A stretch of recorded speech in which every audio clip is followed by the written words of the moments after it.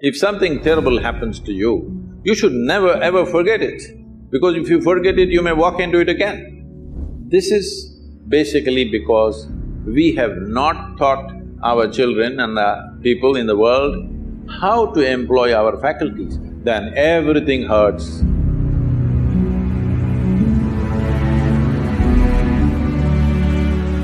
My next question to you, Sadhguru, is when something bad happens to somebody and we know that it's always on their conscience, they're thinking about it a lot of times, but eventually there comes a point where they are ready to let it go. They don't want to let the past go because they feel guilty of letting it go. So why does that happen, and how do we let go of that guilt? Like, even if we take, for instance, sexual abuse, if a girl is sexually abused and eventually if she reaches a point where she is ready to overcome it, but she feels guilty to let it go because it has troubled her for a very, very long time, and not just her, the ones around her as well. So is it right to let it go at that point, or how does one deal with a situation like this? See, I think this struggle is coming from a misunderstanding that something either unpleasant or terrible that one may encounter in one's life, it can just happen to anybody in so many different ways. If it happens, people think they must forget it. No, you should never forget it. If something terrible happens to you, you should never ever forget it, because if you forget it, you may walk into it again. But we must know the distinction between what is memory and what is living. You are living. Memory is a dead memory, you're supposed to use it as wisdom to see such things don't happen to you in your life. But it's a fact that for most people, what happened 10 years ago, they still suffer. What may happen day after tomorrow, they already suffer. Yes or no? What happened 10 years ago or even 10 days ago does not exist right now, does it? Does it? No. What may happen day after tomorrow does not exist right now, does it? No. So you are suffering essentially something that does not exist. How many of you are psychology students, huh?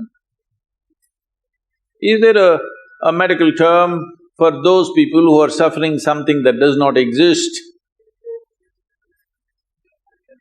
No, don't tell them please, they'll suffer that. If you are suffering something that does not exist, on some level it means insanity, isn't it? This may sound very cruel to you right now when I say this, because, oh, I got my pains. See, you're carrying your pains like badge, don't do that. When something bad happens to us, when something hurts us, we can either become wise or wounded. This is a choice we have.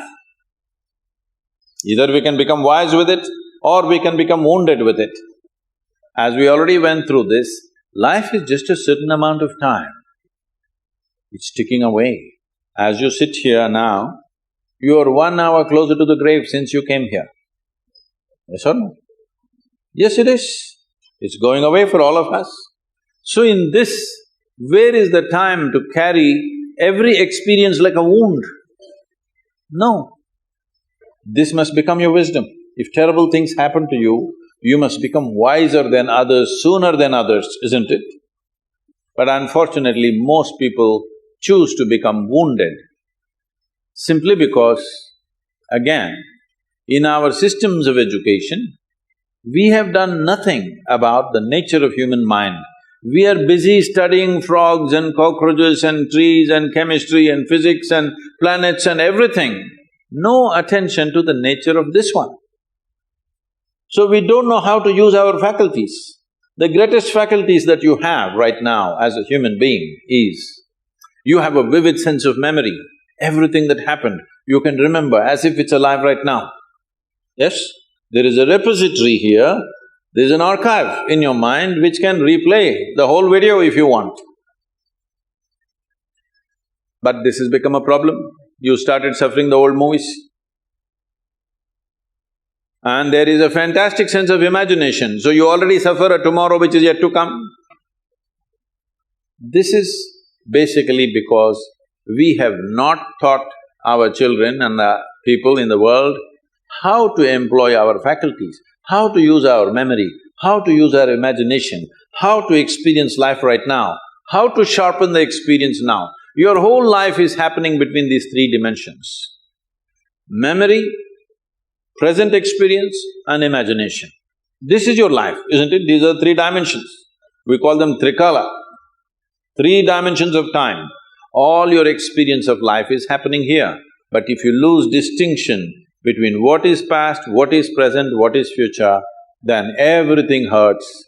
For not everybody terrible things have happened. Unfortunately, for a few people they have happened.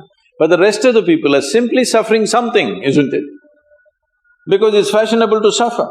People think if they're suffering, they are very intellectual, they're very profound. No, it's just stupid because you're suffering something that doesn't exist. You're not suffering what's happening right now. You're suffering what happened yesterday and you're suffering something that may happen tomorrow already. So this madness has been encouraged simply because we never train people how to use their faculties. Do you agree with me that this human machine that you carry and I carry, this is the most sophisticated machine on the planet? Hello? Have you read the user's manual? User's manual, have you read? No. When are you going to read it? On the last day? If you get a phone, if you buy a phone, should you read the user's manual in the first 3 days or after 3 years when you're discarding the phone? Earliest, isn't it? Within the first day you must read, then only you can use this phone well. The same goes for this. If you do not understand the nature of what this is, how will you put this to use? It is consuming you, your own intelligence is consuming you. You can call it stress, anxiety, pain, suffering, whatever. Essentially, your intelligence is turned against you, that's all the reality is. If your intelligence was working for you, taking instructions from you, you would keep yourself blissed out, wouldn't you? Hello? Your intelligence is turned against you. Why has your intelligence turned against you? That's what you need to look at, not about carrying these things that have happened which should not have happened as badges in our life. This may get a lot of women against me.